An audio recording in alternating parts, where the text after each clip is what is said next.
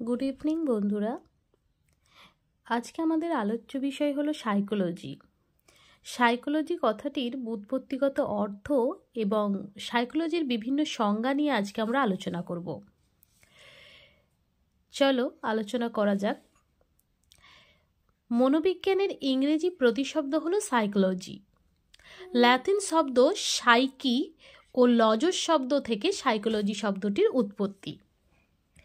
Psyche কথার অর্থ হলো আত্মা, সোল, এবং লোজস কথার অর্থ হলো বিজ্ঞান, মানে সায়েন্স। অর্থাৎ কি দাঁড়ালো? আত্মার বিজ্ঞানী হলো মনোবিজ্ঞান। এবার বিভিন্ন মনোবিজ্ঞানীদের মধ্যে বিবর্তন সৃষ্টি হয়। কেউ মনোবিজ্ঞানকে আত্মার বিজ্ঞান বলছে, কেউ মনোবিজ্ঞানকে মনের বিজ্ঞান বলছেন, কেউ আবার চেতনার বিজ্ঞান বলছেন, কেউ আচরণের বিজ্ঞান বলছেন।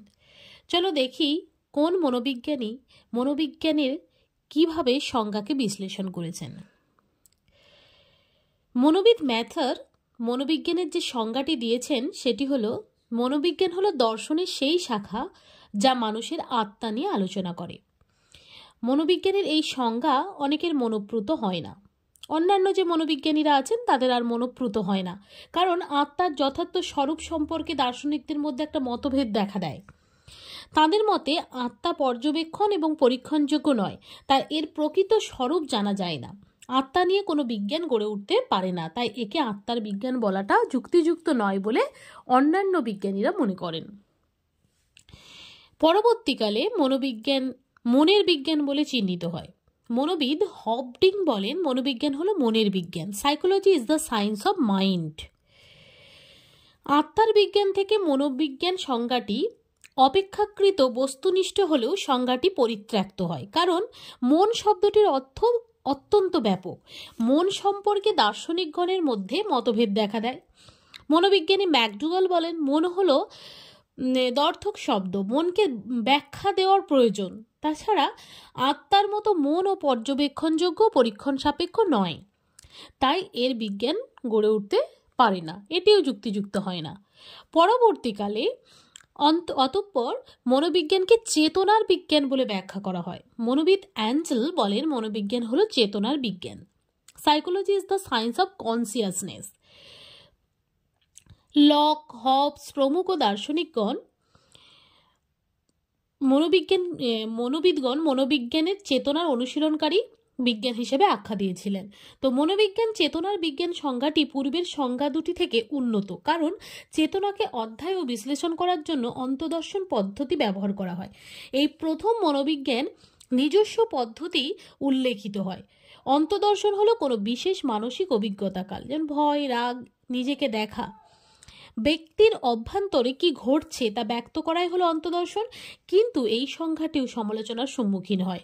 শুধু চেতনমনি মন নয়, প্রাকচেতন ও অবচেতন মনোবিজ্ঞানের আওতাভুক্ত। তাই মনোবিজ্ঞান চেতন মনের বিজ্ঞান, এই সংজ্ঞাটিও আংশিক। ম্যাকডুগালের মতে মনোবিজ্ঞান শুধু চেতন মনের বিজ্ঞান হলে বিকারগ্রস্ত ব্যক্তির মনোবিশ্লেষণ সম্ভব নয়। যে ব্যক্তি বিকারগ্রস্ত তার মনকে কিভাবে বিশ্লেষণ করা যাবে? শিশুর আচরণ বা প্রাণীর আচরণের ব্যাখ্যা দেওয়া যাবে না, সুতরাং এটিও গ্রহণযোগ্য হয় না। পরবর্তী সময়কালে মনোবিজ্ঞানকে আচরণের বিজ্ঞান বলে গণ্য করা হয়। ওয়াটসন, ম্যাকডুগাল, উডওয়ার্থ প্রমুখ মনোবিজ্ঞানীগণ এই মতের সমর্থক, যদিও তাদের ব্যাখ্যার মধ্যে অনেক পার্থক্য দেখা গেছে। মনোবিদ ওয়াটসন বলেন, মনোবিজ্ঞান হলো আচরণ সম্পর্কীয় বিজ্ঞান। Psychology is the science of behaviour. মনোবিজ্ঞানকে যদি বিজ্ঞানের স্তর উন্নীত করতে হয়, তবে আত্মা, মন, চেতনা প্রভৃতি যে বস্তুগুলি ইন্দ্রিয়াতীত, যেগুলি পরীক্ষা সাপেক্ষ নয়, সেগুলিকে বাদ দেওয়া উচিত। আচরণ হলো পরীক্ষণযোগ্য, সুতরাং মনোবিজ্ঞানকে প্রাণীর আচরণের বিজ্ঞান বলাই যুক্তিযুক্ত। পরবর্তীকালে মনোবিদ ম্যাকডুগাল বলেন, psychology is the positive science of behaviour of living things. অর্থাৎ মনোবিজ্ঞান হলো প্রাণীর আচরণের বিষয়নিষ্ঠ বিজ্ঞান। ম্যাকডুগালের সংজ্ঞার সঙ্গে ওয়াটসনের সংজ্ঞার ভাষাগত সাদৃশ্য থাকলেও এর অন্তর্নিহিত অর্থের একটা পার্থক্য কিন্তু রয়েছে। ওয়াটসন প্রমুখ আচরণবাদী মনোবিদ মতে যে উদ্দীপক ও প্রতিক্রিয়ার মাধ্যমে জীবদের আচরণের ব্যাখ্যা করা যায়, অর্থাৎ তারা জীবের আচরণকে যান্ত্রিক দৃষ্টিভঙ্গিতে দেখেছেন।